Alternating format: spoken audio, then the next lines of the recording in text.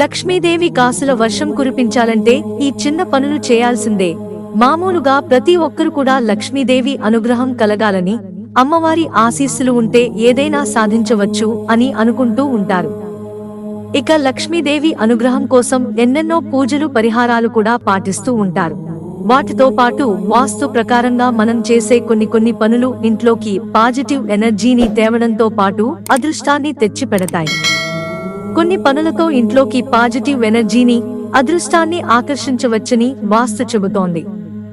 మరి లక్ష్మి అనుగ్రహం కలిగి కాసుల వర్షం కురవాలంటే ఎలాంటి పనులు చేయాలో ఇప్పుడు మనం తెలుసుకుందాం. వాస్తు ప్రకారంగా ఇంట్లో విండ్ చైమ్స్, నెమలి ఈకలు, వెదురు మొక్క లాంటి వస్తువులను ఉంచాలి. ప్రతికూలతలను తొలగించి సానుకూల శక్తిని ఆకర్షిస్తాయి. ఇంటికి ఆగ్నేయ మూలలో వెదురు మొక్కను నాటాలి. ఉప్పుతో ఇంటిని తరచుగా శుభ్రం చేస్తుండాలి. ఉప్పు ప్రతికూల శక్తిని గ్రహించి ఇంటి నుంచి బయటకు పంపిస్తుంది. ప్రతి గది మూల చిటికెడు ఉప్పు చల్లి ఒకరోజు గడిచిన తర్వాత తుడిచేయాలి. అలాగే నిత్యం ఉదయం పూట ప్రార్థన లేదంటే ధ్యానం చేయాలి. మనసుకు ప్రశాంతతో పాటు ప్రతికూల శక్తిని ఇవి తొలగిస్తాయి. ఇంట్లో వాతావరణం ఆహ్లాదకరంగా ఉంచడానికి దీపం వెలిగించాలి. ప్రవేశ ద్వారం వద్ద అద్దాన్ని ఎదురుగా ఉంచకూడదు. ఇది శక్తిని తిరిగి బౌన్స్ చేస్తుంది.